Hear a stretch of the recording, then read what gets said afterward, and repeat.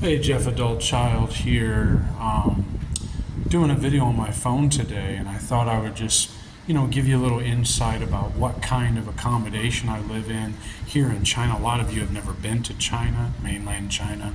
I'm just going to show you outside, and I may actually do another video from the roof, but I'm going to briefly show you the hallway I'm in. So I'm in this building that has these hotel type rooms. You can see the key card access here where you can pull this slot up and has a hard key as well. But here's the hallway, elevators over there, stairwell. And here's the interesting aspect about it though, is if you look outside, you'll see, well, we have these bars. This is pretty common here in Shenzhen. But what you can see here is outside, you can see how clustered together these buildings are. Everything goes up. Things don't go out in mainland China. They go up. These buildings aren't even that high, and this is a kind of a rough ghetto type area, for lack of a better word, in Shenzhen. And I'm in a district called Bao'an.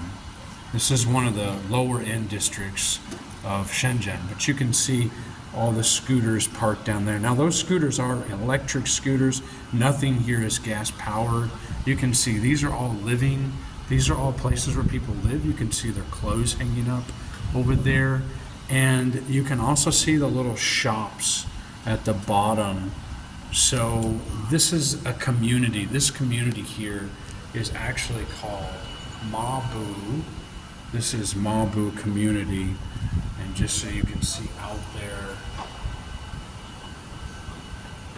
the people down below, the scooters, the people walking. This is Mabu community, and there are a few little clusterfuck type communities like this in Shenzhen. There's another one down the road, but this is kind of the way some people live here, and I've been living for the last 10 months. I always just do my videos in the room. I never show you where I'm actually living or what's going on with me here, so I wanted to try to do that today. Recently, people have moved in and out, or a lot of people, it appears, have moved out of these rooms. This whole hallway was full of people. I think this apartment building is struggling, maybe. I could be wrong, I'm not totally sure. But a lot of people have moved out of Mabu, at least out of this building that I've been in for 10 months. But I wanted you to just see what it looks like out there, because I know a lot of you are curious about, what is China like?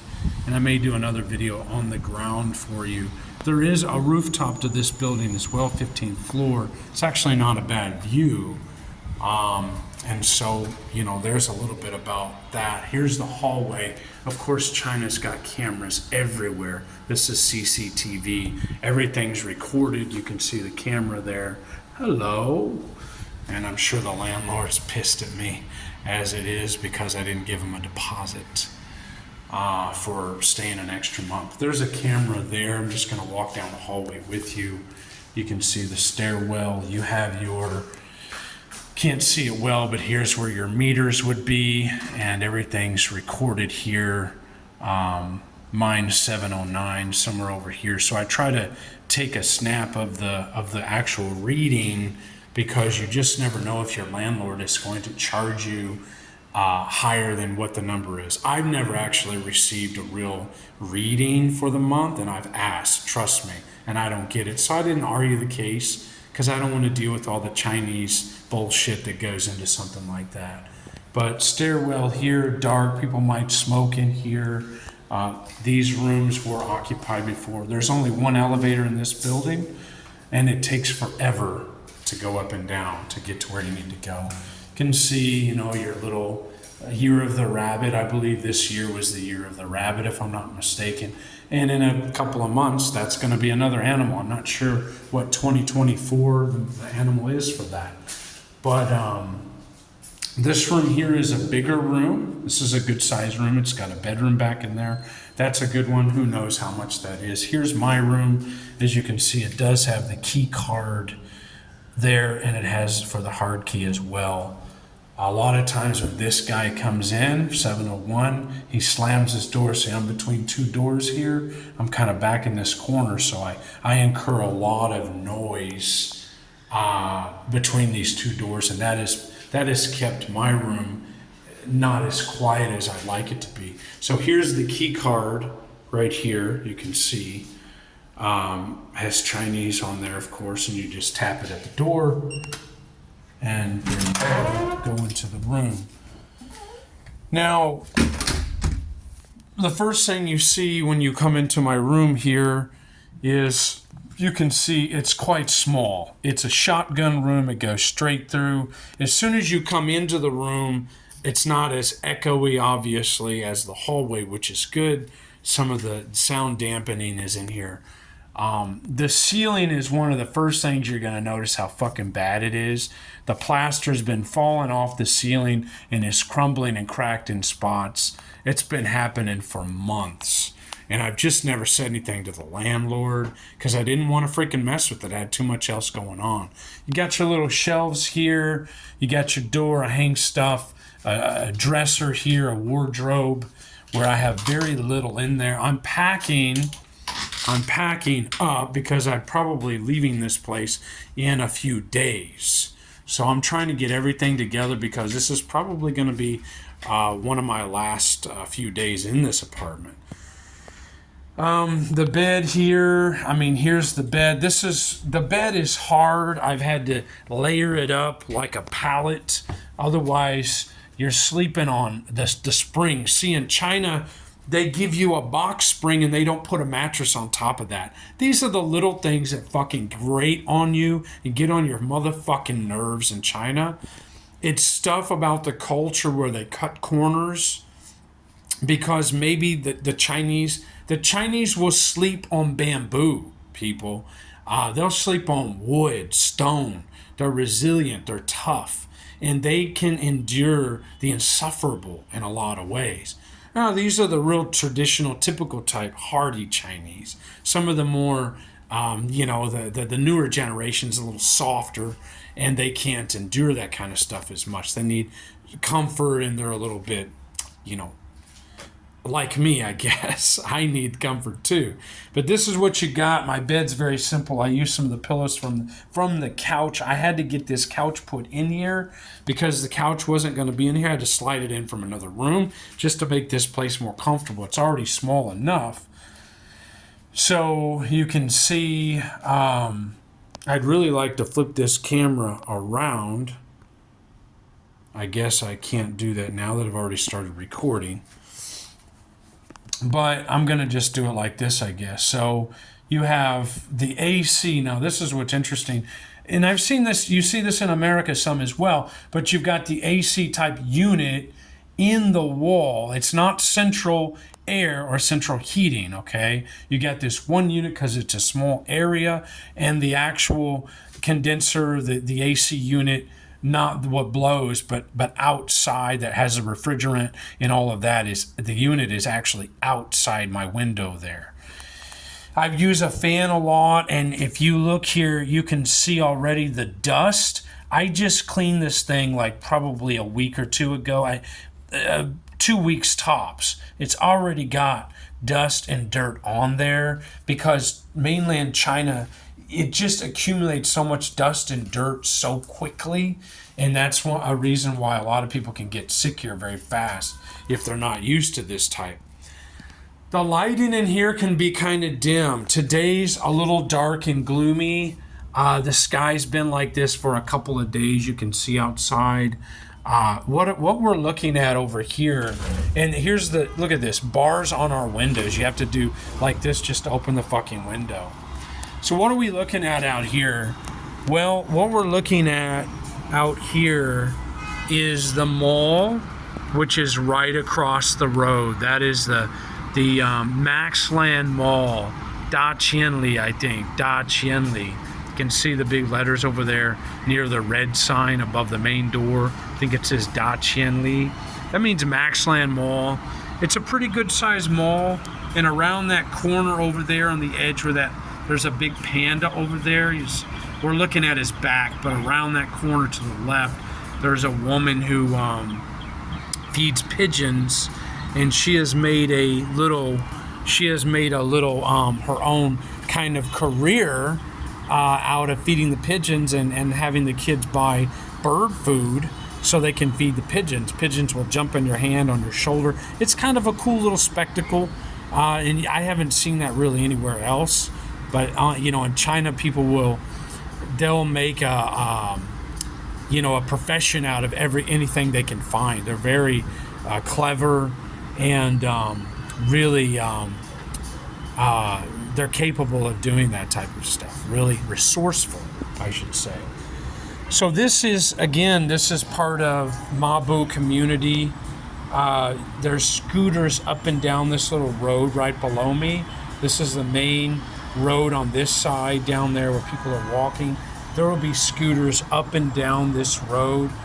And mostly what you're seeing, you can see some coming now, going that way. Mostly these scooter guys down below are going to be delivery guys called Meituan.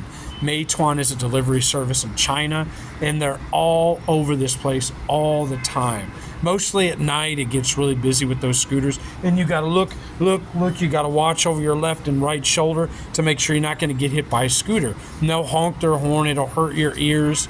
It's a kind of a fucking mess. You can see, for example, some of the scooters piled up across the road.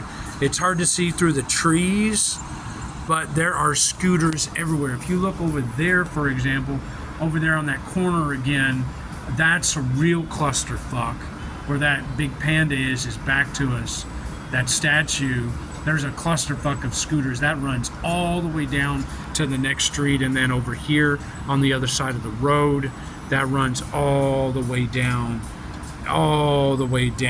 to that other road. Just limitless amount of scooters stacked up, and you can't walk. What can I say? This is part of the Mabu community, so that's where I've been living for 10 months. It's gray and overcast today. This apartment up here would be a nice one. I've been on the roof of one over there, and I thought about the roof over there of the one all the way down in the corner, the tall 140 floors. That's where I actually thought about contemplating suicide, jumping off of there, because I've been in a real dark place for the last few months, especially after the breakup with Jill. That's just been vicious. So what else can I say about this apartment? This is where I do my videos. As you know, I usually throw a pillow on the floor and sit right here in front of the computer and do my normal recovery series, Healing Shame. And gosh, what else do I want to say about this place? There's not much to it. I mean, it's so small. I can't believe I isolate in here so frequently. No wonder I get depressed. I don't have a real trash can. I just use the bags and stuff. And I'm living real primitively here, guys. This is typical Jeff, and these are things I need to fix. I live like this, and most people don't live this way. They buy a trash can. They get themselves kind of accustomed, or they get themselves comfortable in their surroundings. I don't do that, and it's a big issue. Couple little shelves here. I don't really use toilet paper. I actually bidet in the shower, but this is for guests and stuff. I just hang my towel there. The refrigerator is small, but not as small as some places. I've seen smaller.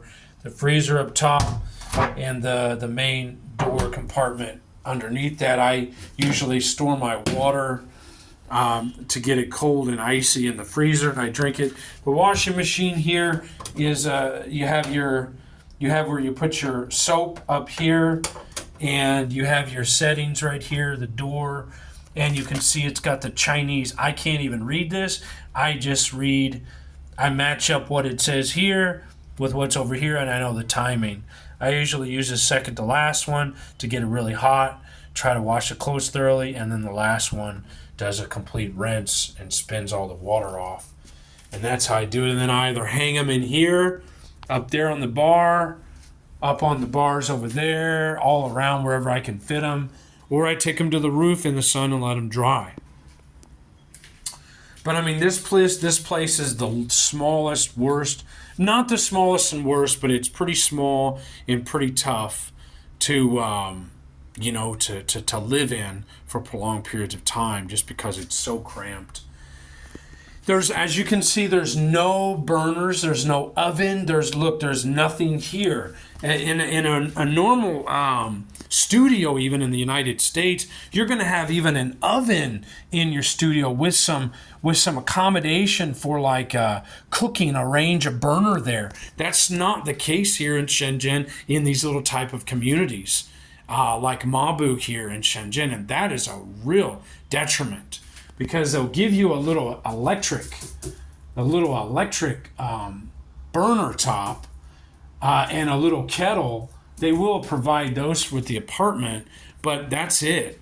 You know, if you want to really cook something seriously, there's no exhaust system or anything here for you to be able to really cook in that regard. You can, if you really want to, get primitive and get you a pan or something and put it on this electric one. Try to cook some simple stir fry up. I've never done it here, to be honest. I go out to eat all the time, and it's expensive. It adds up. I will say that.